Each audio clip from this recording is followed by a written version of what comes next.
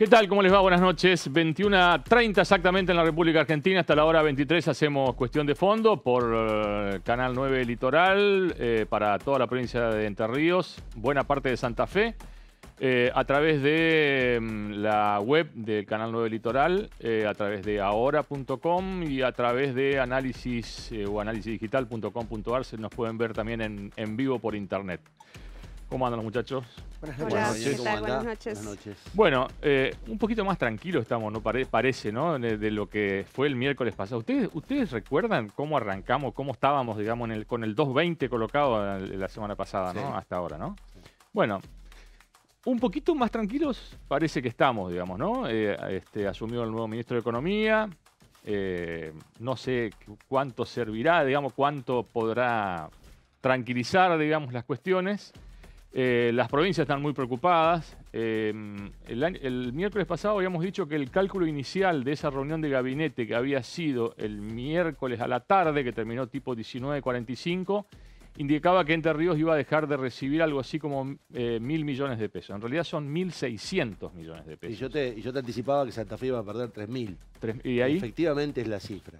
3.000 millones de pesos es lo que va a dejar de percibir Santa Fe si se aplican finalmente las medidas y no hay medidas correctivas, ¿no? Bueno.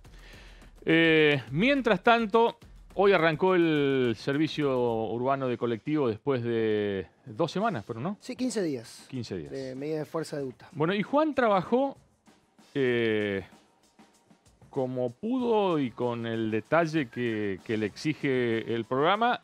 ¿Qué números, o sea, cuánto afectó este paro de colectivos a la gente? En diferentes ámbitos.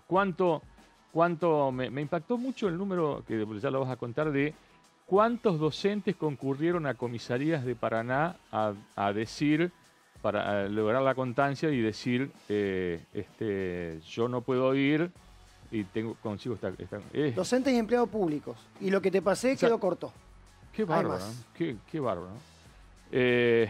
Bueno, así que vamos a hablar de esto y muchas cosas más. En principio, quiero agradecer a la cantidad de gente que fue el viernes a la charla de Hugo Alconada-Amón. La verdad que estamos muy agradecidos el apoyo de la gente, porque se congregaron más de 500 personas en el 8º piso del Hotel Mayorazgo. Gente que empezó a hacer cola. Yo me acuerdo, o sea, habíamos dicho 20:30. Llegué tipo 19:30 y ya había una cola de casi 100 metros. Y la verdad que estábamos muy, muy sorprendidos e impactados, ¿no? Porque no solo que se llenó el salón, digamos, donde se pusieron 350 butacas, sino que además quedó mucha gente parada. Se llenó el hall donde estaba Connie, hubo que abrir las puertas, había gente más allá del baño. En un momento estábamos desorientados viendo qué hacíamos con tanta gente, digamos, porque no daba más el piso, digamos, ¿no? No, además fue, digamos, la dificultad de subir por ascensor también hacía que había 3 ascensores claro, que fuera disponibles. más espectacular porque no paraba de subir gente. Y lo interesante, que seguramente redundará en el informe en un rato, fue que Alconada-Amón decidió correrse del libro y hablar de la actualidad en una semana que vos marcabas era demasiado caliente y el lujo... ¿Cuánto hacía que no vivíamos una semana así? Yo calculo que ¿Por qué hablas tan en pasado? No, pero desde el 2001 que no había algo así, digamos, una semana tan intensa. Digamos, claro, a mí me parece que hay menos cultura. Creo que vamos aprendiendo de las crisis y tenemos una cultura menos conflictiva. Pero si vos te vas a los números, efectivamente, desde el 2001 que no vivíamos una semana de tantos subes y bajas en los números. Y digo, la presencia de Hugo Alconada-Amón en Paraná en un contexto como este fue fenomenal, porque esto de que te cuenten la filigrana de la circunstancia y la posibilidad que la gente preguntara, Hugo... Sí, 2 horas y media de charla. Fue muy enriquecedor. Sí, la gente no se movía, uno miraba que la gente no se movía, digamos, o sea... así que bueno, reiteramos nuestro agradecimiento, más allá de Hugo, a toda la gente.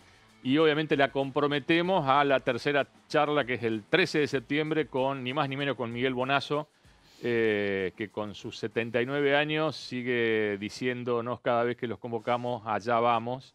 Y va a estar aquí el 13, va a estar el 27 en Concepción del Uruguay y también va a estar en Concordia.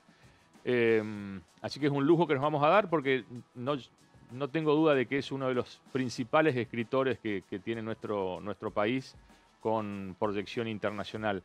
Y está bueno de que siga viniendo.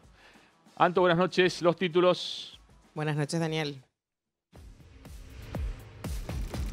Esta noche en Cuestión de Fondo, régimen de licencias médicas en la mira. Desde el gobierno provincial se ha ajustado el control de licencias médicas en la administración pública. En instantes, ¿qué sucede con las inasistencias por enfermedad en el Estado? ¿Cuál es el índice de faltas? ¿Cómo son los controles? ¿Y qué dicen los gremios? El costo del paro del transporte. Por 15 días, Paraná estuvo sin servicio de colectivo y la medida paralizó a la ciudad. Hoy, en Cuestión de Fondo, las pérdidas que ocasionó para la empresa. Además, cómo afectó al sector comercial y la asistencia de los empleados públicos. Medidas de Nación, el impacto en el gobierno de Santa Fe. El paquete de medidas económicas anunciadas por Mauricio Macri tendrán un impacto directo en las economías de las provincias. En breve, ¿cómo afecta al gobierno de Santa Fe? Además, ¿qué pasa con los gremios? Y además, le voy a contar en detalle, con mucho detalle, cómo avanzó la causa por negociaciones incompatibles con el Estado y cohecho a partir de las negociaciones del empresario paraguayo Diego Armando Cardona Herrero. Es impresionante ver cómo ya la justicia avanzó en detalle con los sobornos que cobraban los funcionarios provinciales. Algunos siguen en sus cargos, que eso es lo más preocupante. Pero después lo vamos a contar en detalle. Y si la gente se quiere comunicar, Anto. Durante toda la noche pueden comunicarse con nuestra producción a través de las redes sociales. En Facebook somos Cuestión de Fondo. En Instagram, @Cuestión de Fondo con un 2 al final. En Twitter, @Cuestión de Fondo 2. Y nuestro WhatsApp, 3435-057-153. Bien, Juan, nos metemos en el tema del transporte urbano. Decíamos en la previa, ¿cuánto le costó a los diferentes sectores el hecho de que no haya transporte público durante 15 días en la ciudad de Paraná? Empezamos a observar una serie de datos que parte de lo que tiene el CITU, el órgano de revisión de todo lo que tiene que ver con el servicio de transporte público aquí en la ciudad de Paraná. Fueron 15 días, como decíamos, de paro. ¿Sí? Esto afectó muchísimo a la gente y afectó al sector privado, al sector público, a los distintos estamentos del Estado, y nosotros vamos a ir desagregando un poco todo lo que tiene que ver con los datos precisos respecto a cuántos usuarios hacen uso habitualmente del servicio de transporte público y cuánto de esto a partir de ahí empezó a afectar a los diversos sectores. Vamos a hacer un análisis pormenorizado a través de las placas. Juli, te pido que empecemos con la primera. Esto tiene que ver con los números referidos al mes de mayo, ¿sí? Que es el último dato que se pudo observar en el CITU. Esto es lo que pagan tarifa general, lo primero que vemos, la plana general. 741.000 pasajeros pagan el boleto completo, lo que ahora sale 29 pesos a partir del decreto que tiene la firma de Sergio Barisco a partir del 2 de agosto. Esto representa un poco más del 30%. Los ATR Nacional General son 547.000, el 22%. El boleto secundario, uno de los más importantes, 380.000. Terciario y universitario juntos, 245.000. Pase libre, algo con respecto a los pases libres. Nos decían que esto lo pagan todos los otros. Es decir, el pase libre, que es el gratuito, el que sube gratis al colectivo, en realidad está subsidiado por todas las otras tarifas. Ajá. Eso que quede claro, porque no es que es gratuito para la empresa, sino que lo recupera a partir de los otros, del otro desagregado. El boleto primario, que ahí vemos, 127.000. Pasamos a la siguiente placa. Después del primario viene el obrero y el empleado público, algo que a mí me sorprendió porque representa el 4,68%. Nos explicaban que tiene que ver con el mínimo que hay que cobrar para poder gestionarlo. De hecho, se levantó ese piso. Antes vos podías gestionarlo si cobrabas menos de 19, con el tope de 19.000 pesos, y esto se elevó a 31.000 pesos, lo que representa 2 salarios y medio. Después, la franja horaria, que es otra tarifa diferenciada, que tiene 59.000 pasajeros, un poco más. El combinado, esto es la novedad de lo que fue el último cambio en los pliegos de la licitación y los recorridos. ¿Qué se decía del municipio? A partir de que vos puedas usar 2 colectivos, esto generó polémica por el cambio de recorrido. ¿Se acuerdan que la Asamblea Ciudadana y los vecinos decían hay barrios por los cuales pasaba el colectivo y dejaron de pasar? Bueno, ¿qué se dijo desde el municipio? El boleto combinado les va a permitir ahorrarse un pasaje. Ahí vemos el detalle de cuánto se usó el boleto combinado. Casi nada, 0,47%. Los jubilados, 1.400, 1.500 jubilados en el mes de mayo, 0,06%. La verdad que no representa nada e incluso uno pensaba por qué es que a los jubilados no se le puede pensar en la tarifa gratuita. Después vamos a ver cuánto le costaría a la empresa el hecho de que a los pocos jubilados que viajan en colectivo puedan garantizarle la tarifa gratuita. ¿Por qué hay tan pocos en el nocturno? Porque a partir de mayo ya la empresa había decidido recortar ese servicio a pesar de que estaba dentro de los pliegos de la concesión y era una de las obligaciones que las empresas de transporte deberían garantizar. El total de pasajeros durante el mes de mayo es la suma total de 2.435.000 pasajes, ¿sí? Durante el mes de mayo.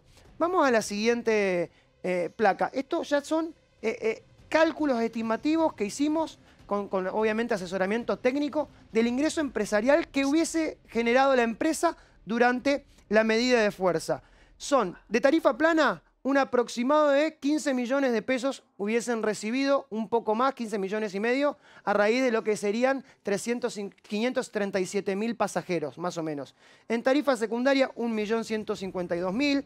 En tarifa de terciarios universitarios, 890.000 pesos. En el pase libre, obviamente cero, porque no recibe, por lo menos directamente desde allí. En la franja horaria, 1.200.000.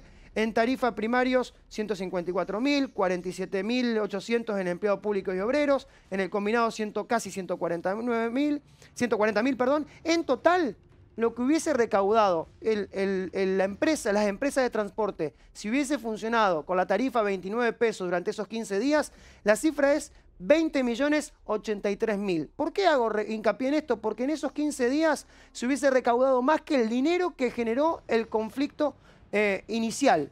Lo que, recordemos, los saberes de julio, con la escala actualizada según el acuerdo paritario, y el medio aguinaldo eran alrededor de 17 millones de pesos. Con los 15 días que no hubiese estado paralizado el servicio, que hubiese seguido funcionando, ya hubiesen superado esa suma. Obviamente hay que descontarle el combustible y todos los demás gastos que tiene la empresa para funcionar, pero le quedaba el resto del mes, digamos. Vamos a la siguiente placa porque esto empieza a ser interesante. A los empleados públicos, ¿cómo lo afectó? Nos preocupó cómo es que hacían los empleados para ir a trabajar. Hacíamos un cálculo estimativo. Aquel que no podía ir en colectivo y se pagaba un taxi o un remis, aproximadamente 400 pesos por día, 350 pesos por día. Esto llevaba a 2.000 pesos en 5 días hábiles y a 4.000 en los 15 días, de los cuales 10 eran días hábiles. Es una cifra muy difícil de cubrir por el trabajador o trabajadora que cumple funciones. No hubo registro por parte del Estado en cada dependencia a ver cuánto había implicado el ausentismo mediante el paro. Nosotros consultamos a los gremios y nos dijeron la verdad que no les importa mucho registrar cuánto afectó, por lo menos para llevar el detalle principal. En las escuelas... Disculpame, ¿a quién no le importa mucho? Y al Estado, a las dependencias, no hubo un registro oficial de cuántas faltas hubo por los días de paro.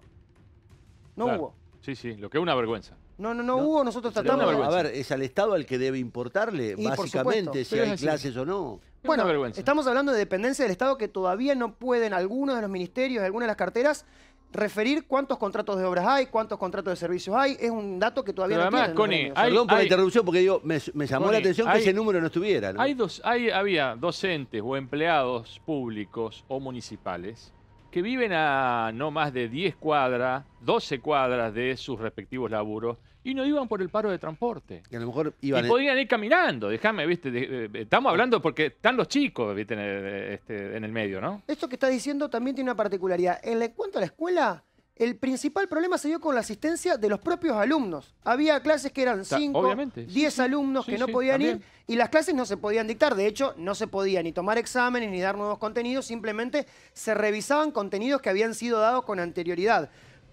El empleado público tenía una posibilidad. Podía ir a la comisaría cercana, a su casa, a su barrio, y notificar, certificar mediante una exposición que no podía asistir al trabajo porque no tenía la plata para pagar el servicio de transporte tarifado, por ejemplo, el taxi. ¿Cuántos empleados lo hicieron? 9.500 empleados fueron a cada una de las comisarías y dijeron, no podemos ir. 9.500 empleados. O sea que durante 14 días. O sea que sabemos. No, menos por sí, los 10 feriados. días hábiles aproximadamente. En 10 días hábiles, 9.000 empleados decidieron no ir a trabajar porque no había colectivos. No tenían cómo ir, no tenían dinero para pagar el taxi, entonces fueron Seguramente a la comisaría. que muchos Pero ahora la habrán pregunta es, estado ¿no una- tienen motos? ¿No tienen autos? Todos esos 9.000 Igual esto, chicos son 9.000 personas... no es el total. 9.000 son aquellos que fueron a las comisarías Claro. y que lo registró la jefatura departamental. Hay Sí, muchos se otros que garantizaron no el no descuento. Claro. Ahora, la pregunta es, yo digo, me parece desde todo punto de vista razonable que desde el Estado se chequee si esas personas habitualmente se movilizan en colectivo o aprovecharon las circunstancias de la ausencia del servicio para no ir a trabajar. Porque eso sería grave y sería, desde todo punto de vista punible, desde lo administrativo, Sin dudas. es grave, digamos, que dejen de Claro, trabajar. el tema de quién le pone el cascabel al gato y quién hizo el laburo que hizo Juan. Nadie, Es el Juan, tema. Juan. Es Ese es el distinto el tema. ámbito privado. Cuando nosotros hablábamos con la gente que trabaja en el ámbito comercial, ¿Cuántos por ejemplo, fueron? No, tuvieron que ir todos. Ellos tienen obligación en el primer punto Claro. del convenio colectivo de trabajo. Igual entre los comercios, a ver cuántos faltaron. No, que ¿Cómo no, se organizaban para ir? Nosotros le preguntamos a los representantes del sindicato y nos dijeron, no, nosotros tenemos que ir igual a trabajar. Hacíamos una ruta entre Sí, el un compañero pool, que tenía el en pool. auto y lo iba buscando. Había cierta tolerancia de los patrones de los comercios que le permitía llegar un poco tarde. El sindicato, veamos la placa, el sindicato de empleo de comercio tiene abierto un salón donde pueden ir a descansar y eso evitaba que los trabajadores El corte, claro. vayan y vengan, sino que se queden en el centro, que puedan comer, llevarse una vianda ahí. Y esto incrementó, obviamente, el uso del salón, nos decían desde el sindicato. Y esto es importante. ¿Cómo afectó en el centro comercial, en la peatonal y en los alrededores las demandas? Porque el problema, ¿cuál fue? Sí, no fueron semanas fáciles. No, ya en de el por medio, sí, ¿no? ellos nos dijeron a nosotros, ya era un contexto adverso para el comercio. Bueno, el 50% disminuyeron, es un estimativo que hicieron desde el Centro Comercial de Paraná, el 50% disminuyó la demanda porque, claro, no había gente en el centro. ¿Qué nos decían la gente de los comercios? Son muchos los trabajadores, empleados públicos que después del trabajo o durante la jornada laboral son los que van a comprar a la peatonal.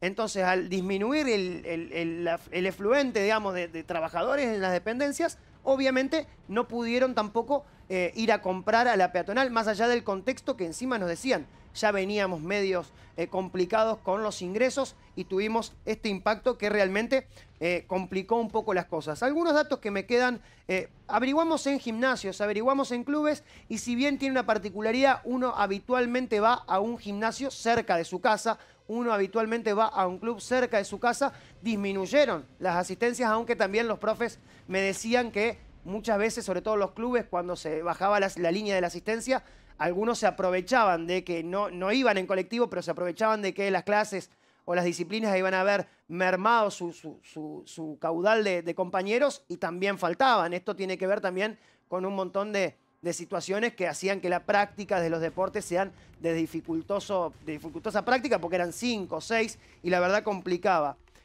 Algunas cuestiones. Como decíamos, lo estimativo fueron 15 días sobre los cuales 10 fueron hábiles y 15 en total fueron de paro. Insisto en un dato. La empresa hubiese recaudado durante el tiempo de paro más de 20 millones cuando el conflicto inicial por los haberes de julio actualizados según paritaria y el medio aguinaldo que se terminó de resolver gracias al adelanto de la provincia, bueno, eso, la cifra total era 17 millones. La verdad que hubiese sido posible resolverlo de otra manera sin tener en vilo a tantos ciudadanos que tuvieron que gastar, por ejemplo, en taxi, como decíamos, 4.000 pesos en 10 días hábiles, yendo y viniendo, siempre y cuando no tengan que ir y venir 2 veces en una misma jornada de trabajo. Juan, te hago una pregunta porque a mí fue lo que más me sorprendió de todo esto. ¿Cuál fue finalmente la acción, o si vale el término, del municipio frente al conflicto? Porque esto se destraba con un aporte de la provincia y la pregunta es, ¿cuál fue la acción que tuvo el municipio al momento de resolver este conflicto? Y mirá, en las instancias de negociación que se abrieron en la Secretaría de Trabajo, a la primera reunión el municipio no fue. Como si no hubiese tenido absolutamente Pero fuera nada, parte, sí. no hubiese tenido nada que ver. Después empezó a ir. Incluso hasta en un momento plantearon ciertas rispideces a la hora de brindar explicaciones a la prensa. Ellos dicen que no tienen plata, que no podían hacerse cargo. En un momento, ¿qué intentaron hacer mediante Consejo Deliberante? Algo que se sabía que no iba a caminar, que incluso los concejales como Luis Toto Díaz, que habían firmado y habían dicho vamos a votar a favor, después se retiraron del recinto porque era invotable el proyecto de ordenanza de los concejales del oficialismo. Pretendían endeudar al municipio, a todos nosotros, por 90 millones para pagarle las deudas a la empresa. Algo que realmente parecía una locura. Sin embargo, esto no prosperó, producto de que hubo oposición y que ni siquiera el oficialismo tenía los votos como para poder votarlo el Consejo Deliberante de la semana pasada. Así que la verdad que la opción del municipio fue, la verdad que dejó bastante que desear. Tuvo que venir la provincia a adelantar algo que, porque la provincia venía el día, adelantó fondos que venían del mes que viene y de ese modo destrabó el conflicto tan solo por ahora, porque con esto cierro. El problema se presenta dentro de 10, 15 días cuando tengan que volver a pagar los salarios de los trabajadores y las empresas dicen que ellos no tienen los ingresos necesarios para poder solventar los haberes de cada uno de los trabajadores. Bueno, acoto una cosita nomás, digamos. Estábamos en una situación social, digamos, gremial, muy difícil, todos los medios apoyando cubriendo estas situaciones. A mí me da un poco de vergüenza que algunos muchachos de la comisión directiva del sindicato vayan a la carpa, digamos, ahí donde estaban donde estaban acampando, donde hacían de comer, donde hacían vayan con camperas de pluma Armani, por ejemplo, que salen 15 lucas cada uno, o anteojos de sol Ceregenti, se dice, Ceregenti y Carrara, que sale 22 lucas cada son detalles, digo, ¿no? Detalles, digamos, porque estamos hablando de lo que pasó, digamos, de la situación. Y hacer ese tipo de cosas, porque además lo vieron todos los periodistas, digamos. No solo eso, detalle que había trabajadores que realmente estaban en una incertidumbre total a la hora de saber si llegaban a fin de mes. Cuidemos los detalles, muchachos, digamos, ¿no? Porque, y si no, vayan y vean no vamos a hablar, cada uno sabe. Son las diferencias entre las conducciones sindicales, de la burocracia sindical y los trabajadores de base. Bueno, en fin. Dijimos de la presencia de Alconada, un poco de lo que contó Hugo el viernes a la noche. La primera vez, ¿qué pasó el domingo? ¿Alguien se lo esperaba? Respuesta corta, no. Y quien te diga que sabía lo que iba a pasar, te está mintiendo. Porque esto no se lo esperaban desde el gobierno. Marcos Peña a sus colaboradores, incluso a muchos de los referentes en distintos puntos del país, en WhatsApp privados, es decir, no para inflar ánimos, sino que realmente les decía, estamos ahí, podemos dar el batacazo por 2 puntos. De un lado. Del otro lado, marcaban que vislumbraban a nivel nacional que podían estar 6 puntos arriba. 8. A nivel provincial, María Eugenia Vidal estaba calibrando que estaba 3, 4 puntos abajo. Incluso entre sus colaboradores lo que decía era hasta 5 puntos puedo darlo vuelta en octubre. Con lo cual ya se esperanzaba con que estuvieran ahí, entre 4 y 6.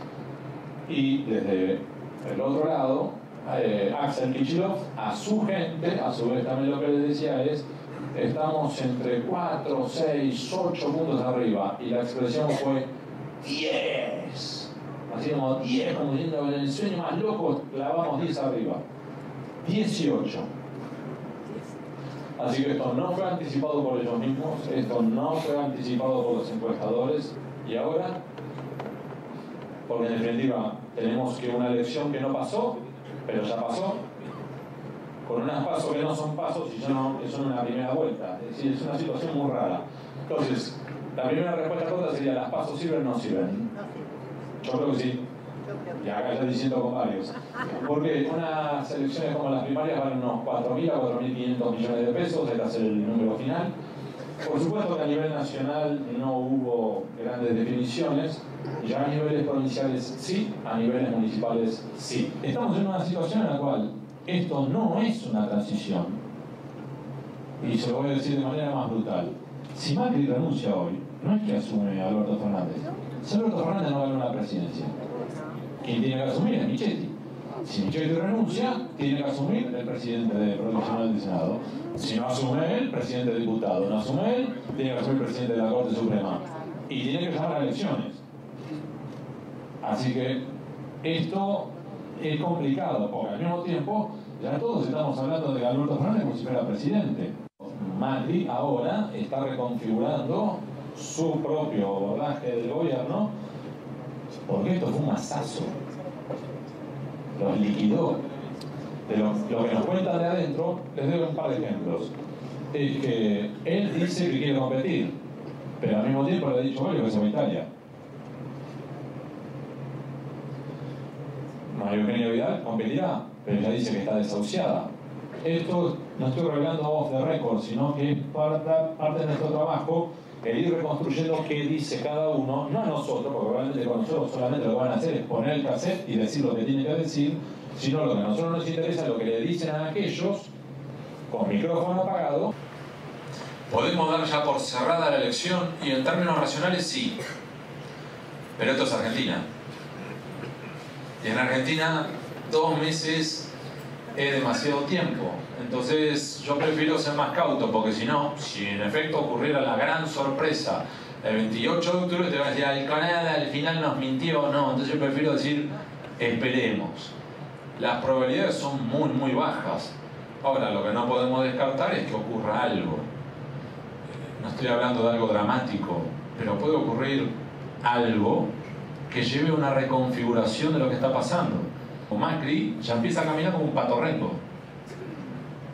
Pato rengo, explico, es una expresión de los Estados Unidos que hablan de lame duck, que es cuando ya quien va a sucederte ya se vislumbra en el horizonte, muchos de los que son verdaderos factores de poder te dejan de prestar atención porque empiezas a mirar al otro, no a vos. Y si tienen que hacer un llamado telefónico antes de llamarte a vos, llaman primero al otro. Voy a dar 2 ejemplos. Héctor Manieto ya llamó y ya se juntó con Alberto Fernández. De hecho, les cuento, la semana que viene Clarín organiza un congreso, creo que es en el Malva, y va a hablar un día, va a estar Mauricio Macri, al día siguiente va a estar Alberto Fernández. Con lo cual, uno de los referentes del Frente de Todos, a su vez, que viene a ser, no es solamente kirchnerismo, pero incluye al kirchnerismo, que a su vez estaba enfrentado con Clarín, y lo tenemos ahora a Clarín organizando un evento en el cual va a estar Alberto Fernández después del presidente. Y ustedes saben que por lo general es al revés. 27 de octubre, ¿qué puede pasar? El primer dato, como para tener en cuenta, es, por un lado, lo que se denomina el efecto de bandwagon, vagón de cola. Hay una tendencia, que esto se ha corroborado, de muchos votantes a decir, bueno, listo, ya ganó, vamos a subirnos, ola de simpatía, y se suben al tren triunfador. Así que aquí puede ocurrir que, por ejemplo, en provincia de Buenos Aires, Axel Kicillof tenga aún más votos de los que tuvo en las primarias. Por un lado. El segundo es que puede haber un cisne negro, sí. El tercero, una polarización o un fin del voto útil. Lo que va a intentar otra vez Cambiemos es decir, no sirve ir con Labaña, no sirve con el Centurión, no sirve Expert. Si a vos no te gusta el kirchnerismo, vas a tener que venir a mí. Entonces, apuestan a esto. Y del lado del kirchnerismo, apuestan al voto vergonzante. ¿Esto qué sería? Traducido de manera brutal y desagradable. Que a la hora de votar, vos termines votando y decís, mira, sé que son unos chorros, pero a mí me iba bien con ellos. Bien, un poquito de las casi 2 horas y media de Alconada hablando y respondiendo. No sé cuántas preguntas tiene que haber pasado. Y más Yo de, las conté, pero... más de 15, ¿no? Sí, varias. Fácil. Sí. Y hubo varias que no. Bueno, ya no daba más. No pudieron preguntar. Sí, no, en realidad todos pudieron Sí, pero no, preguntar, pero digo, pero no pudieron preguntar porque era mucho ya. Sí. Digo, por si hay algún desprevenido, Alconada es el tipo que metió preso a a Cristóbal López, es el tipo que... A Vudú, es el tipo que probó, digamos, todos los vínculos de Vudú con The Old Fan. Es un tipo muy prestigioso en el mundo, bueno, además es amigo de Daniel Enz, es una cosa prácticamente inexplicable. De todas maneras, digo, debe ser la única mancha del Coronel Moon en su vida. Pero digo, es un tipo que en ese momento valía la pena mucho escucharlo, al fragor de los resultados electorales fue... una casualidad, una azarosa fortuna que tuvieron los paranaenses que fueron. La verdad, valiosísimo. Bien, primera pausa y después Connie les cuenta qué pasa con Santa Fe y las medidas económicas. Y los gremios. Ajá. Y los gremios. Pausa.